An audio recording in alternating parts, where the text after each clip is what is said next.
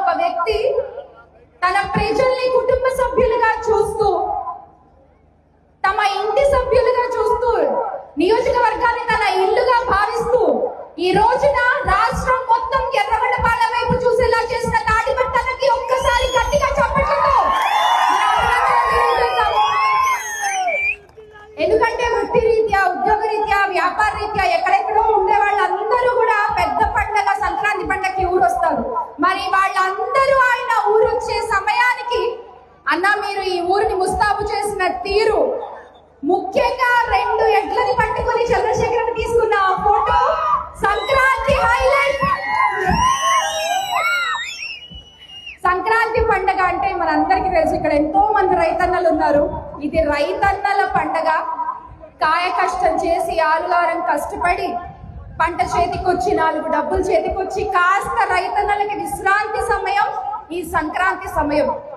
కొత్త ధాన్యం చేతి పట్టుకుని చక్కగా చక్కెర పొంగల్ వండుకుని, పరవాన్నం వండుకుని కుటుంబ సభ్యులతో కలిసి జరుపుకునేటువంటి ఈ పండగ సంక్రాంతి పండగ.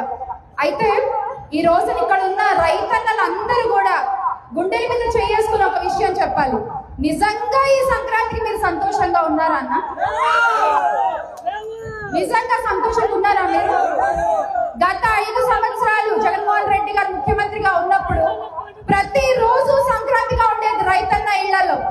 మీరు విత్తు నాటే దగ్గర నుంచి, ఏ మట్టిలో ఏ విత్తు నాటాలో దగ్గర నుంచి చెప్పి, ఆ పంటకి ఏమన్నా ఆపదొస్తే, విపత్తు వస్తే దానికి నేను అండగా ఉంటాను అంటే నష్టపరిహారం కూడా ఏర్పాటు చేసి ఆర్బీకే సెంటర్లు పెట్టి, పంట కొనుగోలు దగ్గర నుంచి కూడా డబ్బులు మీ చేతికి వచ్చే వరకు జగన్మోహన్ రెడ్డి గారు ప్రతి రైతుకి అండగా నిలబడ్డారు.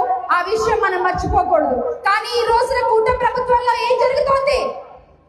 టమాటా రైతులు, నిమ్మ రైతులు, మామిడి రైతులు, పత్తి రైతులు, పొగాకు రైతులు ప్రతి ఒక్కళ్ళు కూడా లబో దిబో అన్నో రామచంద్ర ఓ లక్ష్మణ ఏడుస్తున్నటువంటి పరిస్థితి కనిపిస్తుందా లేదా? మరి పెద్ద పండుగ సంక్రాంతికి ఈ సంవత్సరం ఇంకొక 2 సంక్రాంతులు మీ మొహంలో చిరునవ్వు ఉండకపోవచ్చు గాక. అన్న గుర్తు పెట్టుకోండి, ప్రతి సంక్రాంతికి మీ మొహం మీద చిరునవ్వు ఉండేలా జగన్మోహన్ రెడ్డి గారు చేస్తారు. 29 నుండి ప్రతి సంక్రాంతికి ప్రతి రైతన్న ఇంట్లో సంతోషం వెళ్లి విరిసేలా జగన్మోహన్ రెడ్డి గారు చేస్తారు అని మరొకసారి మీకు గుర్తు చేస్తూ, అందుకు మనం చేయాల్సింది 29లో ఇక్కడ మన చంద్రశేఖర్ అన్నని గెలిపించుకోవాలి. ఆంధ్ర రాష్ట్రానికి ముఖ్యమంత్రిగా జగన్మోహన్ రెడ్డి గారిని గెలిపించుకోవాలి అని మీకు మరొకసారి గుర్తు చేస్తా ఉన్నాను. మనం 3 రోజులు చాలా గొప్పగా జరుపుకుంటాం. భోగి మంటలు వేసుకుంటాం, భోగి రోజు, సంక్రాంతి రోజు ముగ్గులు వేసుకుంటూ ఉంటాం. ఎల్లుండి ముగ్గులు పోటీలు కూడా ఉన్నాయని చెప్పారు అన్న. మామూలుగా అయితే దానికే రావాలి, కొంచెం నేనే ఒక రోజు ముందుగా రావడం జరిగింది. ఆ తర్వాత కనుమ రోజు చక్కగా నాన్ వెజ్ వండుకొని శుభ్రంగా భోజనాలతో మనం పండుగ జరుపుకుంటాం కదా. ఈ భోగి మంటల్లో చెడు వస్తువులు, పనికిరాని వస్తువులు, మనకి ఏదైతే అడ్డం ఉన్నాయో ఆ వస్తువులు మనం మంటలో వేస్తాం. ఈ భోగి మంటలకి నేను ప్రతి ఒక్కరికి చెప్తున్నాను, ఈ రోజున రాష్ట్రంలో అడ్డంగా మనకున్నది, రాష్ట్రానికి ఒక పెద్ద కీడులా మారింది రెడ్ బుక్. తగలెట్టేయండి రెడ్ బుక్ ని భోగి మంటలో వేసి రెడ్ బుక్ ని కాల్ చేద్దాం. ఎందుకంటే ఈ రెడ్ బుక్ రాజ్యాంగం వల్ల పెద్దిరెడ్డి మిథున్ రెడ్డి గారు, చెవిరెడ్డి భాస్కర్ రెడ్డి గారు, మన పిన్నెల్లి రామకృష్ణారెడ్డి గారు, జోగి రమేష్ గారు, కాకాని గోవర్ధన్ రెడ్డి గారు, ఇలా చెప్పుకుంటూ పోతే ఈ రోజు ఎలా ఉందంటే అక్రమ కేసులు, అక్రమ అరెస్టులు. రెడ్ బుక్ రాజ్యాంగంలో కోడిని కోసినా కేసు, కేక్ కట్ చేసినా కేసు, అలా అయిపోయింది. ఈ రోజు మన కార్యకర్త కేక్ కట్ చేసినా కూడా కేసేనయ్యా ఈ రోజున. ఇలాంటి ఒక రెడ్ బుక్ మనకు అడ్డమా కాదు రాష్ట్రంలో. భోగి మంటల్లో వేసి ఈ రెడ్ బుక్ ని రేపు మనం తగలబెడదాము. భోగి మంటలతో ఈ సంక్రాంతి పండుగని ప్రారంభించి కనుమ ముక్కనుమ వరకు కూడా ఘనంగా ప్రతి ఒక్కళ్ళు ఈ సంక్రాంతి వేడుకలు ప్రతి నియోజకవర్గాల్లో జరుపుకుంటూ ఆనందంగా గడపాలి అని మనస్ఫూర్తిగా కోరుకుంటున్నాను. అలాగే మన వైఎస్ఆర్ కాంగ్రెస్ పార్టీ తరఫు నుంచి సంక్రాంతి క్యాంపెయిన్ ఒకటి మొదలు పెట్టాం మనం. ఇక్కడ ఉన్న యువత అంతా కూడా దయచేసి మాటలు ఒక్కసారి వినాలి. #CBN ఎఫెక్ట్, చంద్రబాబు నాయుడు గారి ఎఫెక్ట్ మన రాష్ట్రం మీద వర్సెస్ #YS జగనన్న మార్క్.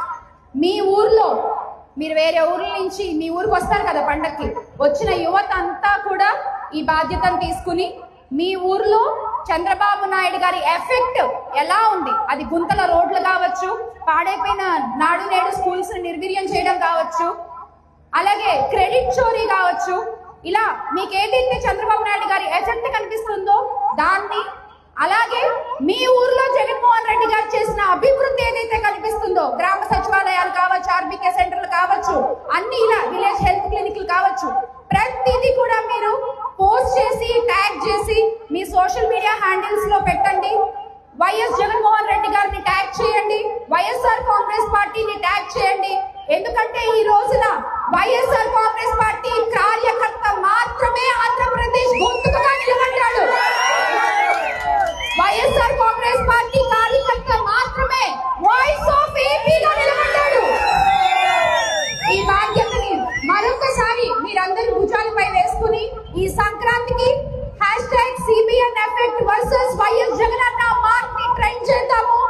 సంక్రాంతికి మనం జగనన్న చేసిన అభివృద్ధిని మరొకసారి అందరికీ గుర్తు చేద్దాము.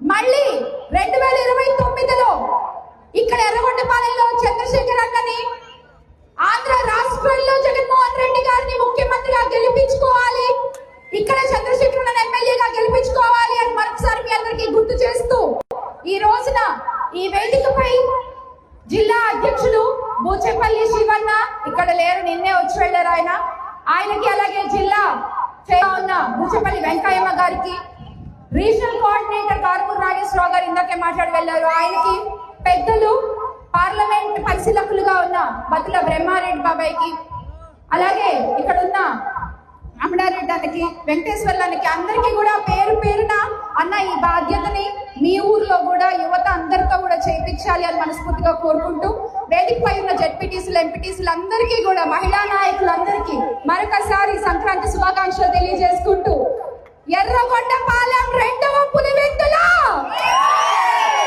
హ్యాపీ సంక్రాంతి. జోహార్ వైఎస్ఆర్, జోహార్ వైఎస్ఆర్. ఈ రోజున క్రెడిట్ చోరీ ఎంత దారుణంగా ఉందంటే పీరీ ఇన్వెస్ట్మెంట్ కూడా మాదే అని చెప్పుకుంటున్నారు. పీరీ ఇన్వెస్ట్మెంట్ ఎవరిదండి? వైఎస్ రాజశేఖర్ రెడ్డి గారిది. ఆయన వల్ల ఎంతో మంది ఇంజనీరింగ్ స్టూడెంట్లు తయారయ్యారు, ఎంతో మంది ఇంజనీరింగ్ చదువుకుని వాళ్ళు రకరకాల జాబుల్లో స్థిరపడ్డారు. పీరీ ఇన్వెస్ట్మెంట్